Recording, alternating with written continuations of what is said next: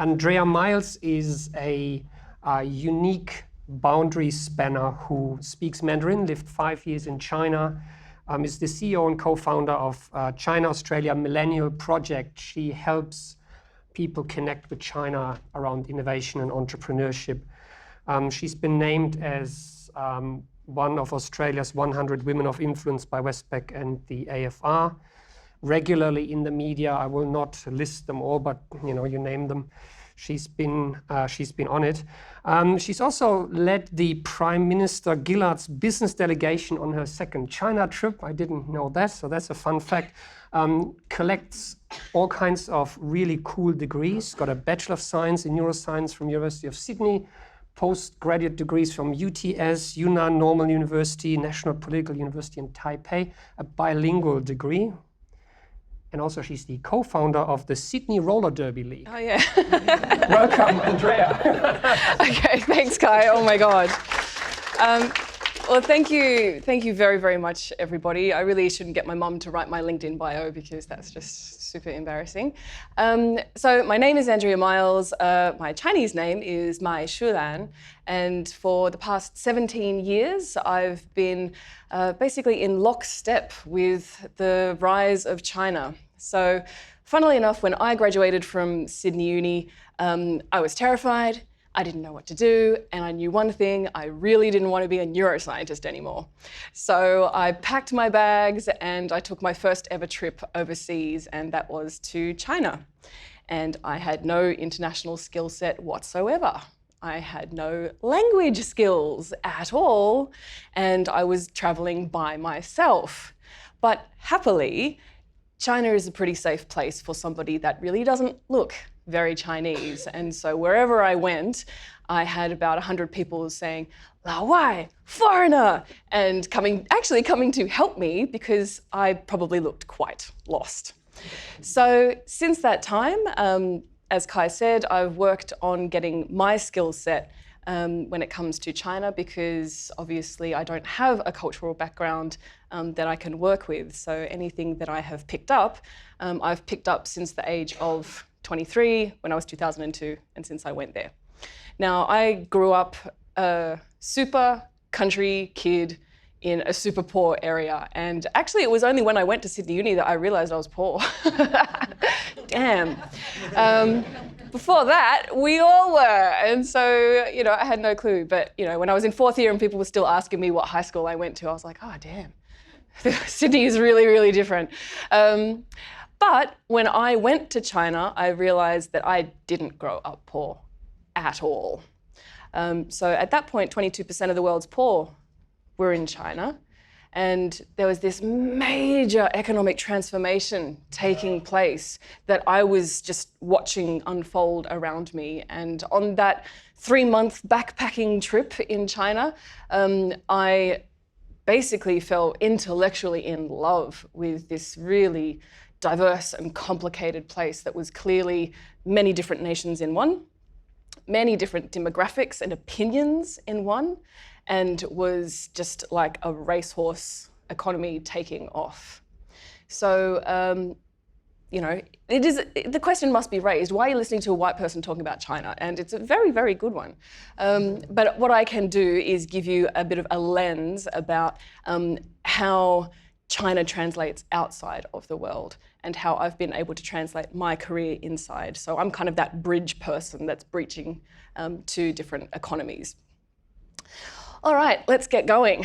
So who owns innovation owns the world.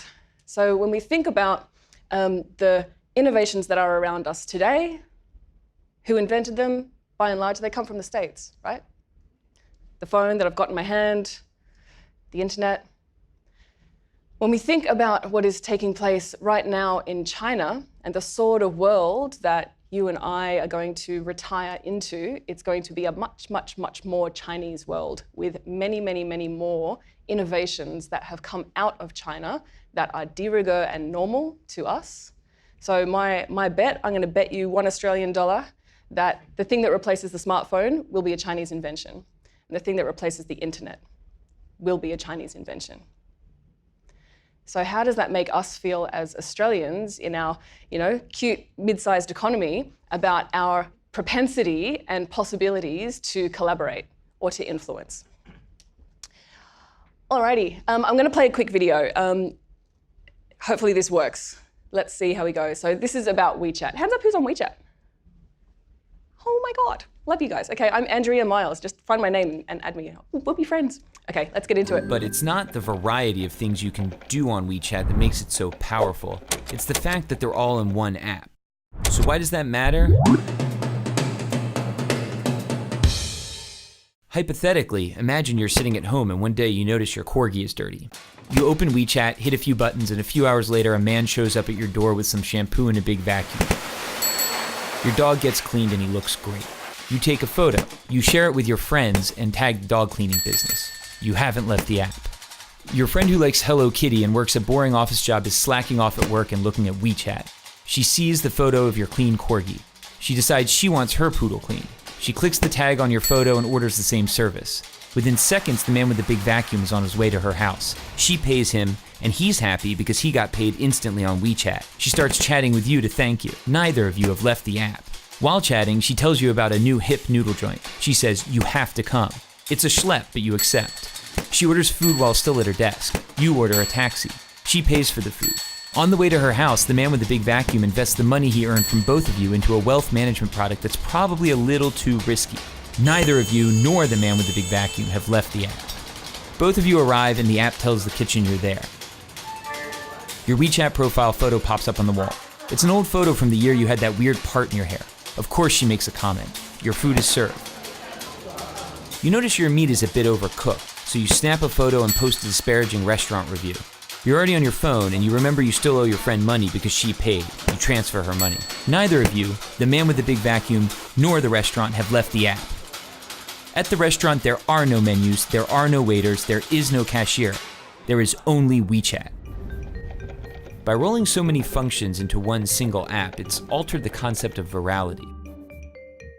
It's no longer just videos or images or tweets that can go viral. It's a dog washer, noodles, all sorts of companies and products that get the push of a social network. Here in China, that network is 700 million people. Sounds great, right? Well, it is, but using a single app to find a date, schedule an oil change, or notarize a document also enables WeChat to collect a staggering volume of personal data. They know what you talk about, who you talk about it with, what you read, where you go, why you're going there, who's there, how you spend money when you're online, how you spend money when you're offline. The list goes on indefinitely. For advertisers, this is a miracle. It's the combined data of Facebook, Amazon, Google, and PayPal, all in one place. The problem is, all of the data is information Chinese companies are forced to share with the Chinese government, which has a long record of human rights violations and isn't exactly shy about stalking its citizens. So if you're not in China, why does this matter? It matters because we're starting to see a number of Western tech companies attempt to replicate super apps like WeChat. For the companies, it's incredibly powerful. And for you and me, it's a convenient and even transformative technology. But of course, it could also be problematic. Concentrating so much data in so few hands could lay the groundwork for an Orwellian world where companies and governments can track every single movement you make. Dun dun dun! Oh my God, how terrifying. Okay, so I'm gonna kind of compress the last part of my presentation after this because we have a lot to talk about in the Q&A, so just being mindful of our hosts here. So let's take a look. If you were smart in 1807, you moved to London. I'll show you why in a second. Here we have the tracking of the world's economic center of gravity over time. So you can see that for about 1,000 years, it actually doesn't shift, it hovers over the Middle East. We have the Industrial Revolution, which is largely a Western phenomenon, skews the economic center of gravity way over towards the East. And in 1807, you'd be on a sure bet if you moved to London. Okay, let's go. If you were smart in 1907, you moved to New York City. Why? Because that economic center of gravity is still heading towards the West. But in 2007, if you're smart, you're going to move to Asia. And it's a quote by Jim Rogers, who I didn't know who that was, but he's a rich old billionaire and we have to listen to him, right? So, okay, so where are we now? We're in 2019. So we need to think about where our mindset is. I'm born in 1980. So my kind of sense of the natural center of the world was super Western, all throughout me growing up, and particularly because I grew up in regional New South Wales, where there are a lot of white people. It really hovered around that. And it was that trip where I went to China that actually really started to get that penny to drop. So for us disruptors in the room, we need to really carefully assess where our mindset is. Are we actually sitting in 2019, or are we thinking that the natural center of the world is kind of still the West? Or are we going to try and sit further out here and stay ahead of the curve? Here's a CEO who didn't. So this is a quote from Carly Fiorina, who is the former HP CEO, who says that usual kind of trope about China and innovation: they can't innovate, they're rote learners, they're just copiers, blah, blah, blah. By all means, think that. You won't get rich. You will most certainly be disrupted if you maintain out-of-date thinking. This is the world's economy in 2050. Top 20 economies are here. Right now, Australia is the 13th largest economy. We're not on this map. We're no longer here. So we need to think really carefully about what our value proposition is going to be as a nation when the world looks like this, and when 6 of the top 20 economies are in Asia. Now, one trope that we often hear when it comes to the rise of China and how wonderful it is for Australia that we're so close to Asia, but you have to bear in mind that Berlin is closer to Beijing than Brisbane is.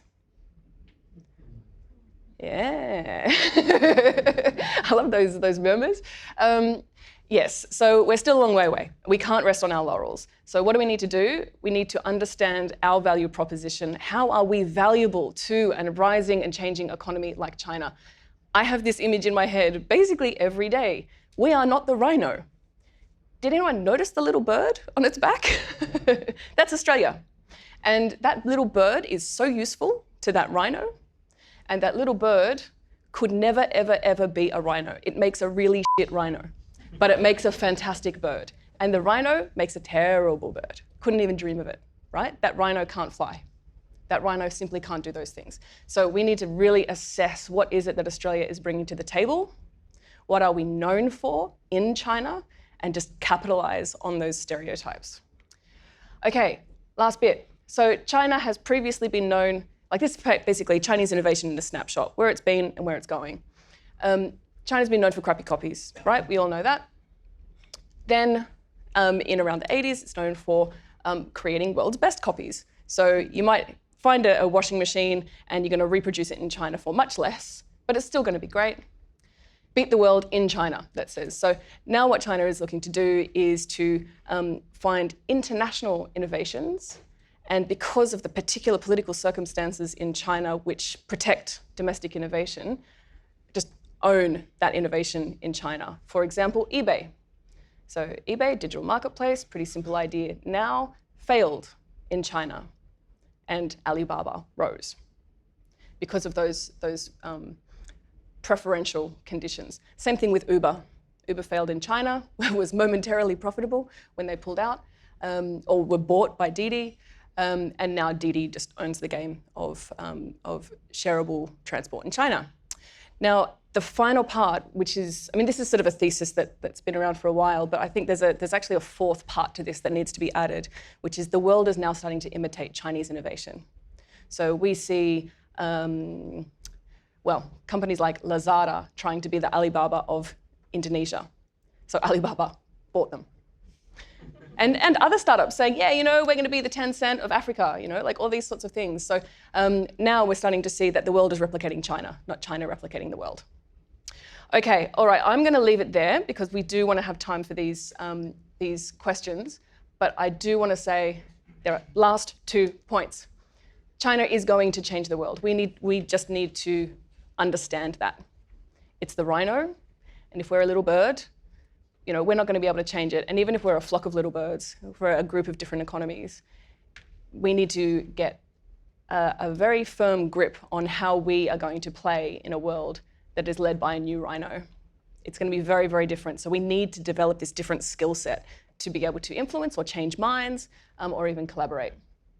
This is where I'm at with it. So how do we change the world together? So what I do in the China Australia Millennial Project is bring together innovators from China and Australia and invite them to co-create new startups together in mixed teams where the co-founders come from both nations. And they solve these problems, they solve market problems together with an understanding of each of the different economies. And it is possible. It's not as scary as you think. All right, I will leave it there and let's open up to Q&A, I would say. Thank you very much.